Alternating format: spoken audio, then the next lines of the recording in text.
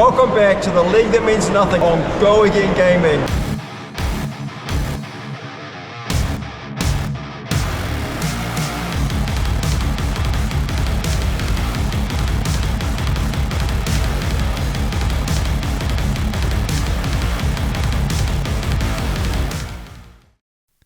Welcome, ladies and gentlemen, to the league that means nothing. It is round 1 of season 4 coming at you. Thanks to Az from Go Again Gaming for inviting myself, Bryce Platts, and also whoever I deem to choose as a co-casting partner. In this time, it's going to be Felipe Lima Cardoso. We are running it back from our magnificent time together at Calling São Paulo. How you doing, Felipe? Oh, I'm great, Bryce. Thanks for the invite to come here. It's a great time to do casting, especially with you again, to remember our time in Calling São Paulo. So I'm really excited to be here casting with you and helping the tournament. Yeah, well. we left not knowing if it was ever going to happen again, and then as was asking for casters, I was like, let's get the band back together, huh? Yeah, sounds awesome. Yeah. Okay. Every excuse to get back together is a good excuse, right? Yeah, you're preaching to the choir here, Felipe. We really hit it off in Brazil, and so I'm really excited to get the opportunity to cast with you again.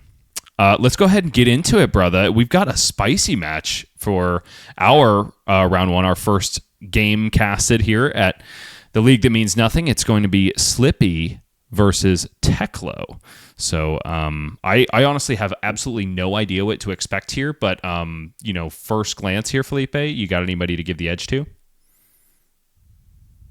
Oh, that's a special one, yeah. Because Teklo, we haven't seen that much Teklo around in the meta, but it's always a deck that people really love to watch because it's such a huge underdog, right? So, yeah, I gotta give the odds to Slippy. Slippy is such a great deck. It's really well positioned and really, really powerful deck that we see topping tournaments here and there all the time.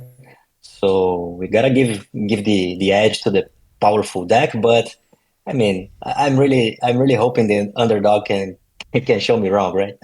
I'll be the contrarian in the room, and I'll see if Teklo can become the overdog. I will at least root for that to be the case, along with probably a lot of Teklo enjoyers who are going to be viewing this match. So let's go ahead and get into it, Felipe, shall we? It's going to start absolutely immediately, so you got your casting chops and tongue at the ready? Yeah, let's do it. Let's see if I can remember a little bit of it. Tired of losing track of your resources floating? Frustrated because you forgot to take up your tunic again? Feeling like your stream games are inadequate because your viewers don't know how much damage the attacks are dealing? Well, look no further. Introducing Fab Dice. With these beautiful Fab Dice, you'll always be the ultra hip person that keeps track of their resources, picked up their tunic, and maintain their board state to the absolute T. Your stream viewers will be rejoicing because they can now keep track of the game thanks to the large and legible Fab Dice, and your channel will be the go-to channel when it comes to streaming Fab games. But wait! There's more! Our Fab Dice is not limited to resources, attack, and tunic counters. We also have Rune Chance, Steam Counter, Heavy Hitters Damage, Spectral Shield, Chi, and our new Arcane Damage Dice. Order your Fab Dice now at TieCards.shop. That's TieCards.shop. Say it with me, TieCards.shop. One more time for the memories, TieCards.shop. Purchasing these Fab Dice will not guarantee you to win every Fab game. It doesn't even guarantee you to win any Fab game. You might lose horribly because your opponent is Brody because he's everywhere, but at least you look majestic with these Fab Dice. All right, this is turn 1 and is going to Jacob Pacheco on Teklovossen, Esteemed Magnate on the right side of your screen. Looks like it is going to be a red T-bone to start this off. Boosting, of course. Interesting, might be a boost variant of this usually very defensive Teklovossen deck. What I'm noticing as well, Felipe, is are those 3 adaptive platings in the equipment suite? Yeah, that's so spicy, right? 3. I think I've never seen a game with 3 platings on the side of Teklo. So I'm really interested to see what Jacob is bringing on to this matchup. But you'd have to imagine that the Evos are still at the ready because we do have the Teklo Leveler in the weapon. So I'm really curious to see what Jacob's got locked and loaded for us right now. It's an activation. It's so interesting to see the equipment suite of the Teklo. Oh my goodness, and pitching a red to activate Cogworks base chest, removing a steam counter from it, and gaining 2 resources here. This is, again, folks, on turn 0, and wow, he's just continuing to boost on in here, blasting through his deck, banishing a card with Evo upgrade. So I really think Evos are inevitable here for Jacob, but for now it's just boost, boost, boost. Maybe it's kind of like a boost switchboard plan when you feel like you are not going to be able to play the long game against your opponent. Yeah, that's so interesting. Turn 0 and he already started jamming with throwing 9 damage into Slippy. So I think we're in for an interesting one here, Bryce. Okay, and it's back over to Ryan Ward, who is our challenger on Arachne Slip Through the Cracks for his first turn of the game. 38 plays 40, of course, because Slippy starts with 2 less life. Just because that is a incredible hero ability that he's got packing there. Go again for your first stealth card? Yeah, that's going to require a bit of a debuff. Yeah, and we see like a Command and Conquer coming out of Ryan as the first attack. Probably not the way he wanted to start this game off, but Command and Conquer is always a powerful spell to throw at your opponent, right? Especially when you feel like your Teklo opponent at this point is just going to be sending a lot of aggressive damage numbers your way, because, I mean, if that turn 0 is indicative of what is to come, then surely there are going to be a lot of numbers coming Ryan's way. So he might as well do a little bit of disruption if he can. Yeah, and Disruption is the name of the game for this Slippy deck, right? I mean, is there anything worse than seeing a Bonds of Agony with Go Again coming at your face? A fairly clean retort here and doing a little bit of setup in his own right is Jacob Pacheco. He's sending Junkyard Dog, which is going to scrap that Evo Soul Steel memory, the blue majestic headpiece that was just blocked with on that CNC, move it right into the banish zone where, because of the Teklovossen hero ability, Jacob's going to be able to play it whenever he deems fit. For now, it's just 5 damage coming towards Ryan. And wherever he can get those adapted platings off, right? I'm really interested to see how he's gonna pull off to get Teklo all suited up. He is going to need items in order to galvanize those platings. However, is the camera tricking me? There's no way those are the dissolvers, right? I feel like I might be able to be making out dissolver in one of those blurry pictures right there, which would be interesting because the arcane barrier is not going to be utilized here at all. So I think I'm deceived. Yeah, might be the solvers. That would be a little bit different. Yeah, the AB is not gonna do a lot of work here. But we see Jacob drawing first blood. That Junkyard Dog connected for 2, and now we're back to Ryan. 36 plays 40. Hunter's Clave on the combat chain. Flicking already is Ryan Ward.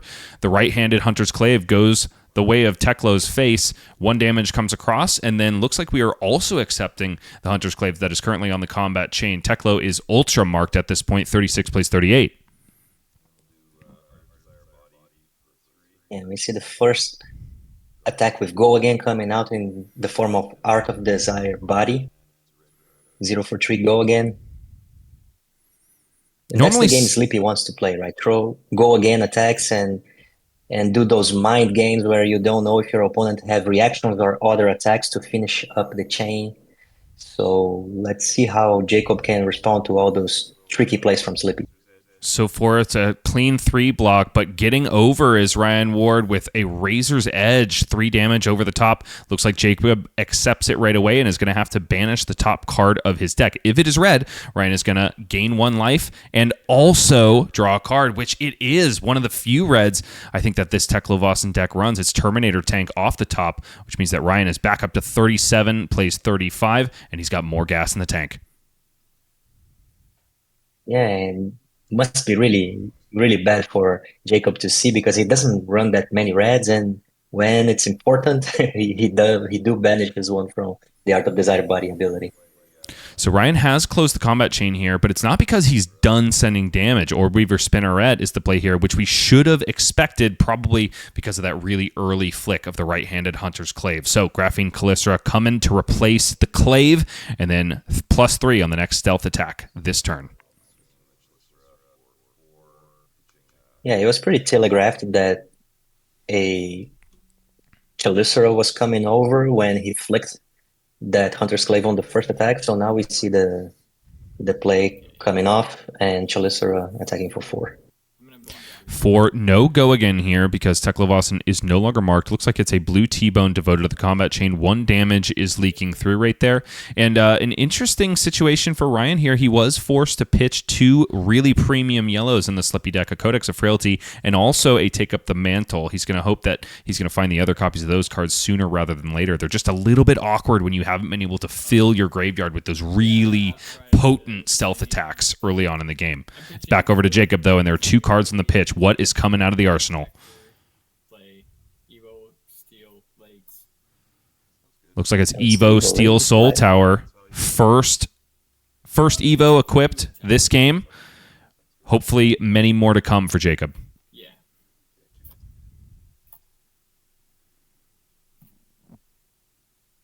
Temper 3 is definitely going to be helpful in covering up a lot of what Slippy has to offer because a lot of the time, trying to make use of those action points, Slippy is going to find themselves a little bit reaction deficient. So anytime you can just throw a piece of equipment in front of it and block a meaningful on-hit, you are a happy camper. So it's back over to Ryan now, 37 plays 34, and he's got 4 cards with which to work. But interestingly, Bryce, since he equipped the Evo on top of the adaptive piece of equipment, it means that it is the dissolvers and not the platings. So it is the AB ones because those are the only ones that are base, right? So very interesting choice of equipment for Jacob here. That makes a lot of sense. I guess it's just leaving more room in the sideboard for cards that he probably cares about. A lot of the time, these Teklovossen decks are packing the full suite of Cogworks equipment, even though they don't usually boost that much. Obviously, Jacob is proving that his game plan is a little bit untraditional. In not only the fact that he's running a lot of boost cards, but also the base equipment that he chooses to use here. Really interesting. Kiss of Death is covered up nicely by a Sprocket Rocket. The follow-up here is Graphene Calypsora. No reactions on the Kiss of Death, but you better believe that a Flick Knives is coming this way in just a moment. Got to be flicking that Kiss of Death and getting a lot of extra damage. But first, it's Persuasive Prognosis. 1, no go again here, but a very threatening on-hit for Jacob. Yeah, especially having the chance to flick the Kiss of Death to add 2 more damage to this turn. The Prognosis is a really, really powerful card that Ryan plays here against Teklo. Ryan has bought himself a card from his opponent, flicking the Kiss of Death. 2 damage comes across. Jacob descends on down to 30, and Ryan parks that last card squarely in Arsenal. Jacob now wondering, was it the reaction? Probably feeling a little bit more confident that it wasn't. You can at least probably rule out just a Nick at this point for that Arsenal. Oh, yes, 100%, because Prognosis would be a premium target for just a Nick in that spot, so I think it's pretty safe to rule it around. Jacob advancing the Teklovossen game plan. Once again, it's another Evo, this time the Steel Soul Memory going to the head slot, and that means 2 Majestic Evos have been equipped thus far. 30 plays 37, only 7 points at the deficit for Jacob Pacheco. This is honestly looking pretty okay for Teklo thus far. He's just got to find the right Evos here going forward. Yeah, he already equipped 2 pieces of Evo, so he's already halfway there to assembling his full equipped suite. So, and he's still at 30 life, so it's plenty of time to find those final pieces, and hopefully find the lone copy of I forgot the name of the card. Singularity, my friend. Right? Yeah. You know what everybody is here to see. Singularity coming out here. Everybody is here to watch Teklovossen reach his macro potency if he can. That is the game plan he's trying to enact, but Slippy coming out with a Bonds of Agony on Chainlink 1, which is always agonizing just to see, let alone get hit by. Jacob is going to have to think long and hard about how he wants to block this one, but he's got 2 pieces of equipment that block for 3, which is not bad. You just have to be so careful against Assassins. Anytime a Shred comes out, you are crying the rest of the way through this game. Yeah, it's so hard to block against the potential shreds that the Assassins can have, so it makes it really, really tricky to use those pieces of equipment he already developed on the board to effectively block, because it's a real risk of losing his equipment, right? Right now, it's just one card devoted to the block, and at this point, Ryan can just say, I'm going to move on to the next chain link. I bought essentially a card for a card in this case, but there's also the more likely and terrifying possibility that there's one or two reactions in the hand. No, it's just a follow-up to the next chain link, and it's going to be Enlightened Strike. Chosen mode is not yet known, but with two cards in hand, you'd have to imagine it's 5 go again here. Yeah, I suspect it's 5 go again, but it's a huge play from Jacob here to call the bluff from Ryan and just block with one card. That's one of the tricky situations that players that are playing against Assassins really have a hard time maneuvering, because sometimes you just overblock bonds and then they don't react and you lose a lot of value in that way. But here we see Jacob blocking with only one card and trading 1 for 1. It's really the best case scenario that you can possibly hope in a situation like that. And it's another Evo blocked with here. If Jacob is able to find more copies of Scrap, he's going to be able to fill his Banished Zone with more playable Evos here. And it's another one that he needs. It's the chess piece. So I really think that means that Jacob has got a Scrap play lined up if he's able to keep 1 or 2 cards here. Yeah, being able to scrap this chess piece will be a really good card advantage play, because he will be able to play it from the Banished Zone later in the game, right? No blocks here on this Hunter's Clave, the third chain link thus far. There's still a card left in the hand of Ryan Ward, but there's more to be had. It's Graphene Callisto, the 1-2 punch that is so potent once it gets online for the Assassin player. Jacob is marked, so this Graphene Callisto is going to have go again no matter what. And here we see Teklo bleeding a little bit from the attacks, from the dagger attack from Slippy, and that's how Slippy wants to play the game, like bleeding Teklo here and there, but he can't give Teklo much time. And here we see the scrap play that you mentioned, Bryce, banishing that Teklo chest piece, and that's ready to be cast later in the game. It's a Scrap Compactor for 1, banishing that chess piece, and Jacob is allowed to play it at instant speed this turn. However, with only 1 card left in hand, he's probably not going to have the resources to get it done. It's curious, Jacob's turn 0 kind of made me think that we were going to see a lot more boosting, but I think he just got a little bit lucky and was trying to filter some Evos early on into the Banished Zone as best he could, because not a single boost since then. Yeah, it's very interesting. He boosted twice in the first turn and not anymore during the whole game. So he tricked us into thinking he had some kind of switchboard. But no, he's just playing the regular Teklo gameplay, and he just got lucky in turn 0 to flip a couple cards boosting and hopefully trying to hit some of those Evo pieces he really wants to play from the Banished Zone. It seems the Assassins are not the only ones with tricks up their sleeves, but it is passing back to Ryan Ward, who auspiciously blocked with that Mask of Perdition on a 1-power vanilla attack the previous turn, which usually spells doom, either in the form of an Art of Desire body with a double banish, or perhaps like a Leave No Witnesses in the hopes of buying it back immediately, or heck, even another Bonds of Agony with a free attack reaction just sitting on the board. Yeah, the turn goes back to Ryan. He's playing a 5-card hand now. Let's see what he has up his sleeve to play against Jacob here to try and pressure him enough to delay those powerful pieces of equipment to hitting the board. It's 37 plays 26 here in the first round of the league that means nothing. It may mean nothing, but it means everything to the players we see sitting before us, trying to punch their ticket all the way to the finals. Right now, it's an Infect 3 go again here, threatening the most terrifying disease token in the game, Blood Rot Pox. Yeah, 0 for 3 go again, and we see another Evo piece, but this one Jacob already has equipped the headpiece.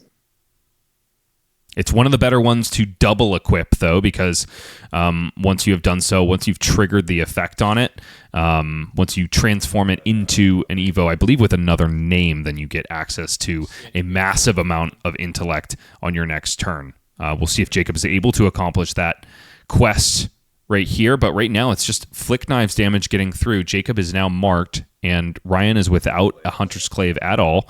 And then it's up 6 and run, probably buying that Clave right back from the grave. Yeah, not for long, right? That Hunter's Clave wasn't gone for for that long, right? And it might even be going right back out on the combat chain. Oh no, it's an Orb Weaver Spinneret, not creating a Graphene Callisto because that empty equipment slot was just refilled with a Hunter's Clave. Looks like up 6 and runs buff is going to go to the Clave. Should mean that we have 5 go again, mark on hit. Jacob is already marked, however, so the on hit is not as relevant. He's got to be thinking about where that buff of the Orb Weaver Spinneret is going to go after this chain link resolves. Yeah, and by playing it before attacking with the Clave, Ryan gets a little bit in the head of Jacob, right? Because he gives the information to Jacob that the stealth attack is coming next, but here we see Jacob doing a triple block here for a total of 7. It is a curious choice. Jacob. I wonder if our players thought that Orb Weaver Spinneret would buff up Hunter's Clave. That isn't the case normally. If you were watching, don't try that trick at home because it won't work. Jacob's Hunter's forced to Clave just marks, but it doesn't have stealth, right? exactly. Jacob's forced to draw back up here at a 12 life deficit. 37 plays 25. No blood drawn on the side of Slippy in quite some time, but there's going to be blood drawn on the side of our Teklovossen counterpart. It's Bonds of Agony for Chain Link 1. Once again, 4 cards in hand. What a terrifying proposition. Yeah, and we see Ryan playing against the nightmare situation that everybody doesn't want to be facing when they're playing against Slippy. Bonds of Agony from Arsenal with 4 cards in hand for Ryan. Jacob seems to be Let's throwing... see if Jacob tries to call the bluff and defend with only 1 card again. Do you think he's gonna do that, Bryce?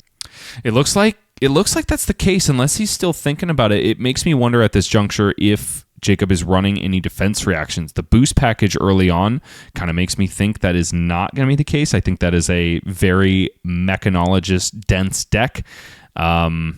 It's hard to tell who is in the tank here. Is it Ryan or is it Jacob?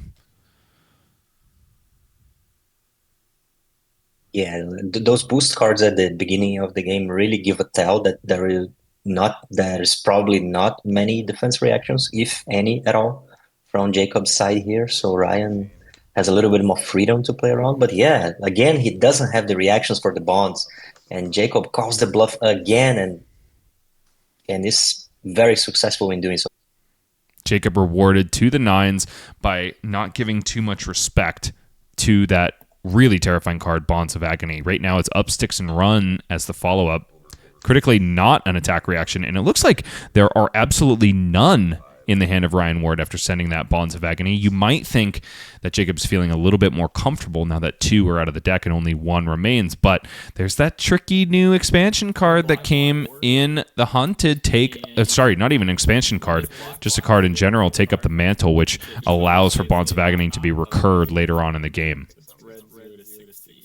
And you receive Firewall blocking the Hunter's Clave for 4. 1 damage connected though, bringing Jacob down to 24. And we see the Codex here. It's a dreaded First follow-up, time and Codex is hitting the board.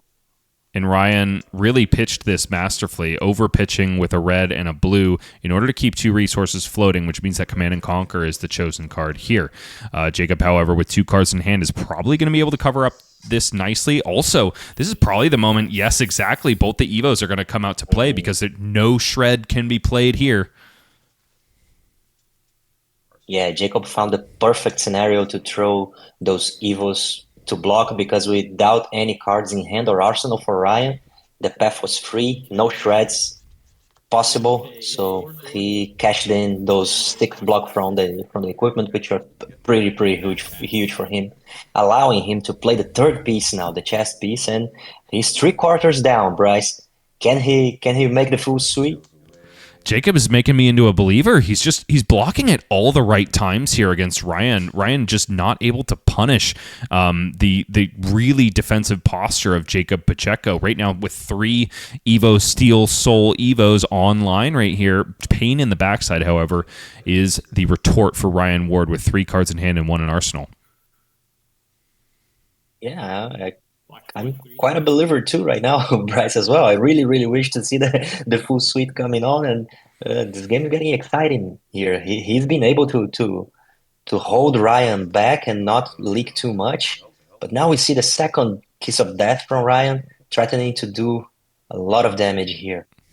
Yeah, 3 go again, lose a life on hit here. Jacob has blocked out the first chain link, but here comes Steel Street Enforcement, I believe is the name of that card, but just an amazing card in Teklovossen. It's got Evo upgrade on the defense as opposed to many of those Evo upgrade attacks. So this is going to be blocking for 4. Ryan, however, has the perfect answer in Tarantula Toxin. So -3 defense on that Steel Street Enforcers, which means this Kiss of Death is not only up to 6, Jacob is now only blocking 1 of it. So Jacob has been doing an amazing job at defending thus far, and now descending all the way down to 18 after just 1 attack connects.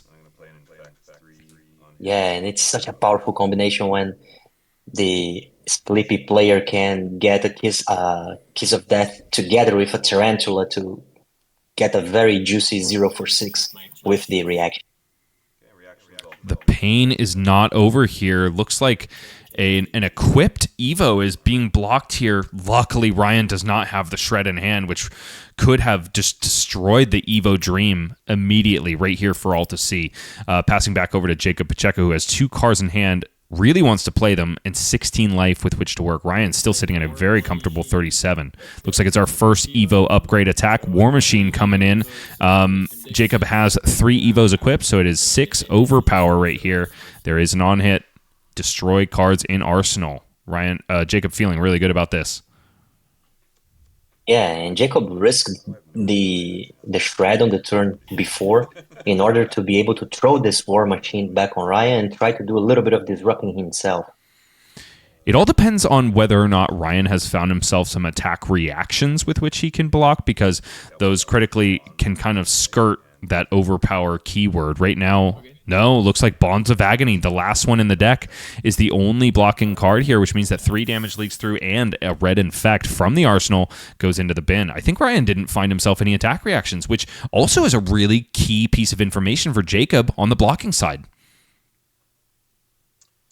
Yeah, but I think we see the second copy of Codex in Ryan's hand, which could mean that having that Arsenal slot open could be like a good thing for him. And we see him over pitching yet again, and I think the Codex is coming after that Hunter-Slave attack.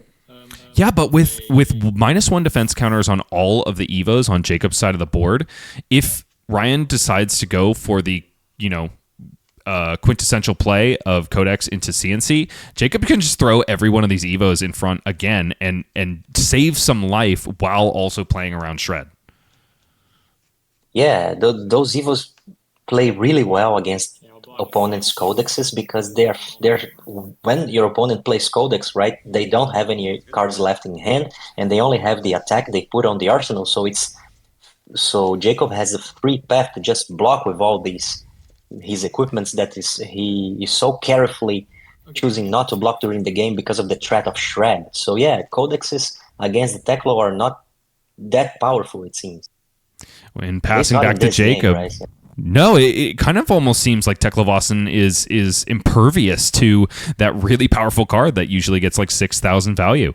Right now, though, 15 plays 34. We are on the side of Jacob Pacheco, or Teklovossen esteemed magnate. He's got his first 5-card hand of the game, and he blocked out with Evos here, so it makes me wonder what he is going to be able to do with the room that Ryan has given him. Our first Teklovossen activation here. There we go. We see the first time Jacob makes the full sweep. Let's see how he's gonna try to leverage that. This is huge here, folks. All game long, Jacob has just been rummaging through his wardrobe, trying to find all of these pieces of clothing, and he's finally got himself a full outfit. He's ready for the gala and swinging a Teklo leveler for 3 go again. Could there even be a follow-up here? No. Unfortunately not. Just a pass. Back on over to Ryan, who did block with a card. 34 plays 15, so this turn is going to be slightly less potent than it might otherwise be. Yeah, and at 15 life, Jacob has a little bit of time to try and turn the corner in this game. But Ryan's still at 34, so it's going to be an uphill battle for Jacob here. You know, it makes me wonder, Felipe, is that singularity sitting in the arsenal for Jacob? Oftentimes, that is exactly what Teklovossen wants to do, just sit on that really important specialization for as long as possible until the equipment suite can be assembled. That being said, Assassin is so good at targeting the arsenal, it might be a little bit risky to do so. Yeah, but I'm kind of hoping guys, that it is the singularity and we can see that powerful play from Teklo here, because it's not often we can see Teklo playing and actually casting singularity. So it would be awesome to actually see that. He's sitting on that arsenal for a few turns now, so I think that there is a chance that we can see that next turn. Well, we'll see how much Jacob wants to defend it here, because Leave No Witnesses is the follow-up from that Graphene Calycera, which was blocked out so perfectly by the firewall. It's really hard not to root for Teklovossen, isn't it, Felipe? Yeah, I'm converted, Bryce. Yeah, it's so hard not to root for. Oh, but looks like, it's a shred. Jacob was able to Shred. use the soul read right here. He only blocked 3 on this Leave No Witnesses, so he kind of let this arsenal go the way of the birds, as it were. Leave No Witnesses now going to connect for a total of 4, and goodbye to the arsenal of Jacob. Makes me think it is not the singularity. No, indeed. Oh, it's an Evo, an even better selection Another for Evo, Jacob, yeah. playing into his game plan all along. Yeah, he took a little bit of damage, but he was able to banish another piece of evil, and it's giving him a little bit more time to find that powerful singularity. But his life total is at 11, it's becoming dangerously low. I wonder if he will have the time to actually find and play singularity in this game, Bryce. And normally, this is kind of where Teklovossen can pivot, because he's got so many really well blocking pieces of equipment. Oh, looks like Evo Recall is the choice here. It's going to go on top of the Evo Steel Soul Memory, which means that Jacob is going to have an extra intellect with which to work next turn. The issue, however, with Evo Recall is that it is not a base any longer. So Jacob is not going to be able to put any more Evos on top of it. He's just going to be able to transform with Singularity and become the Necropotent. Right now, however, 5 cards on the defense is a great place to be. Yeah, especially because he already used that headpiece to block twice in the game already. And right now he only wants to rush his deck to find that singularity. Having one more intellect in this turn helps him achieve that as fast as possible. Coming out swinging, though, is Ryan Ward. Pain in the backside. 3 go again on hit. Flick my dagger, but keep it. How is Jacob going to respond? It does look like an Evo might come out to block, but Jacob perhaps remembering that that is an assassin card and is susceptible to shredding any defensive cards. Yeah, he blocks instead of a junkyard dog from hand. Still has 4 cards in hand, so still can do some damage in his turn if he did find a singularity.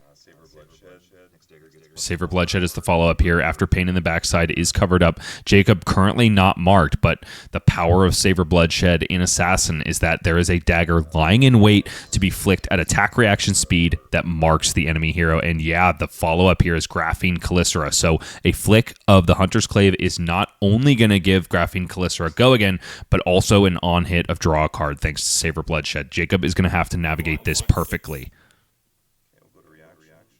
And it's coming for 5, which is already almost half Jacob's remaining life total. He blocks for 6. And we see the Tarantula here on the Calycera. Used, this is its second best way to be utilized here. You'd like to see it on Kiss of Death, but Graphene Calycera is going to do it just fine. Both powerful lines of text on Tarantula Toxin are active here, so Jacob only blocking 3 on 8 currently, and I think there's still a Razor's Edge in the hand. Probably can only be utilized on attack action cards, though. So the flick of the Hunter's Clave comes across.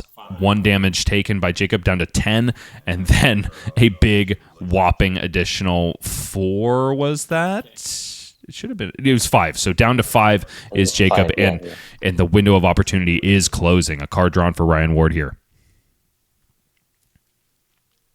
Yeah, Jacob's down to 5, but Ryan, look, he's only remaining Hunter's Clave, so for the remainder of the game, he will not have the chance to flick a Hunter's Clave in order to mark unless he has another piece of retrieve Oh, but lined up for the next turn.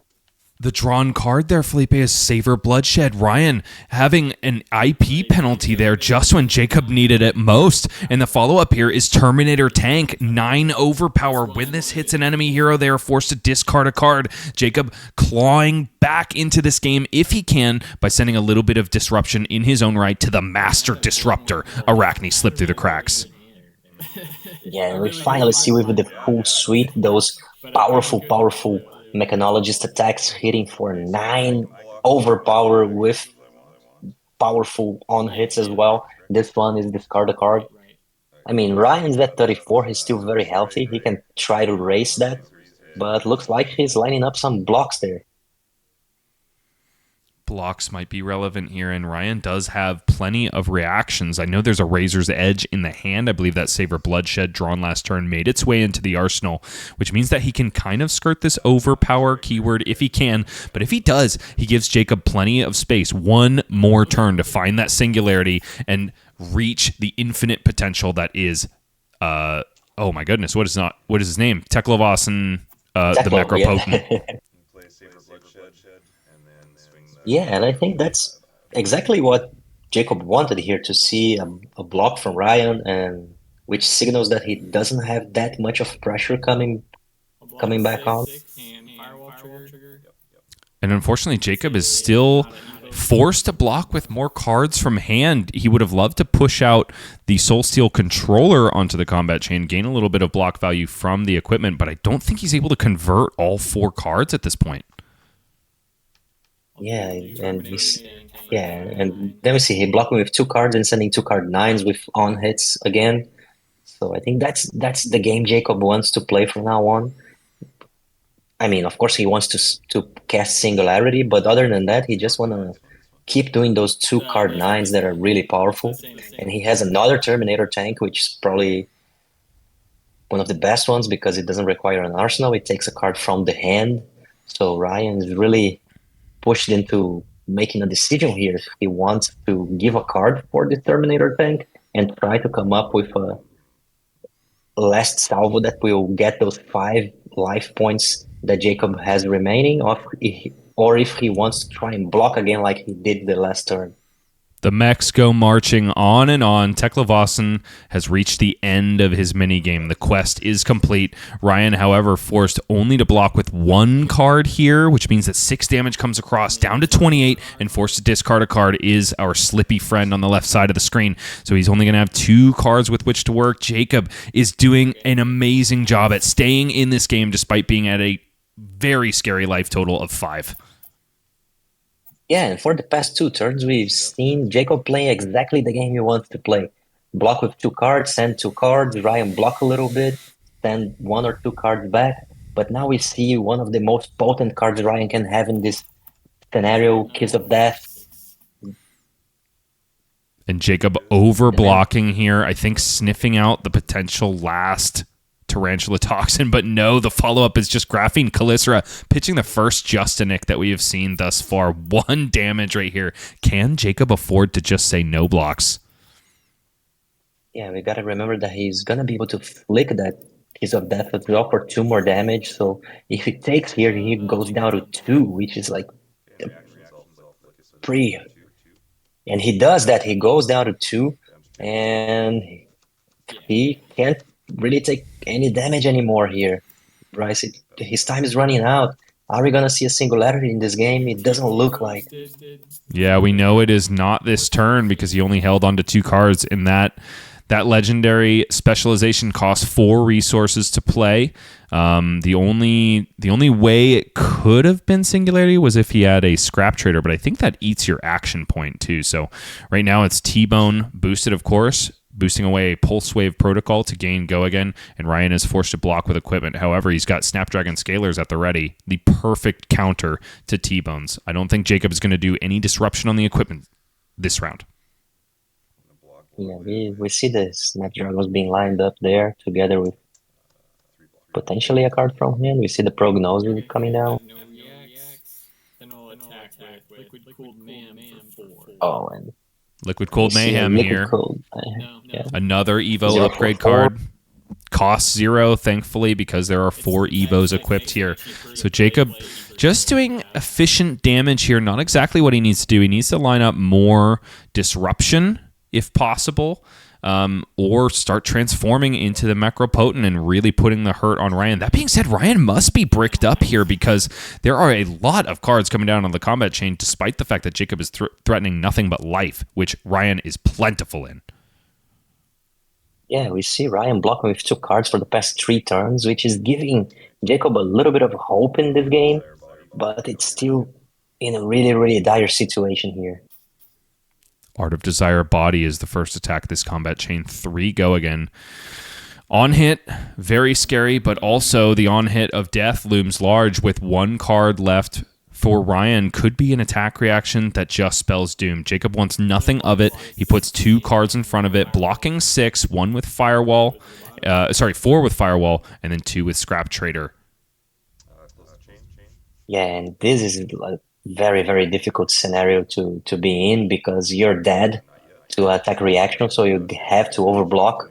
But if you keep doing that for the rest of the game, it's a really, really hard proposition. Jacob is in a fairly comfortable spot here because he's got a controller. Oh, and he's also got Steel Street Enforcement. 1 card blocks 5 right here on a Graphene Calycera buffed up by Savor Bloodshed. So Ryan is not able to force any damage through right there. Jacob, however, only 1 card with which to work and 2 life points. Looks like it's just a pitch of a red and 3 going in on the Tekla Leveler, and that's all he's got. Yeah, we gotta remember with the Flick Knives looming, Ryan is really 1 retrieve away of winning this game because he can flick the Calycera, and then if he has a retrieve, he can flick the next turn to win the game and do those last 2 damage that he needs to in order to win the game. It's back over to Ryan, who said no blocks on that leveler. Took 3 down to 24. Going to see if he can use these 4 cards and convert them into a victory. His opponent is lying in wait for whatever comes his way. I think 2 shreds still at the disposal of Ryan, and he's buying himself back a Hunter's Clave with up sticks and run. Oh, and this is exactly what I mentioned a minute ago, Bryce. Now with 2 daggers, he can flick 1 this turn and flick 1 on the next turn. So if Jacob doesn't have an answer to that, his time is really, really running out here, Bryce. And transforming at that point isn't any sort of reprieve because it's not like your life total goes up at all. Your life total, I believe, remains the same for that Necropotent Demi-Hero.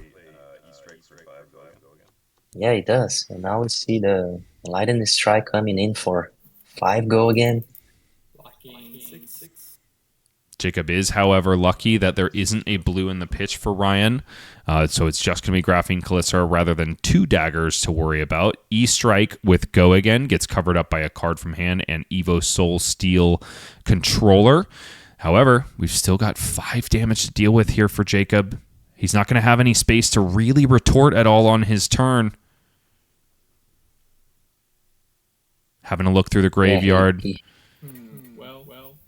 He has to give 2 more cards here in order to stop this Calycera unless he has one of those powerful. Oh no, yeah. And there it is, Evo Recall plus Scrap Compactor. Evo Recall blocks for 0 though, right? For lethal. I don't want to block with my singularity. His last card was a Singularity. Jacob says, I would rather die. Than block with my Singularity. I guess that's what he said. I'd rather die than block with my Singularity. Oh no, Bryce, it was the last turn of the game that he actually found a Singularity. He didn't have enough time to cast it. It was almost there. Jacob's so committed to the Teklovossen game plan. He says, I would rather leave this table right now than give you the card that I have been trying to resolve all game long.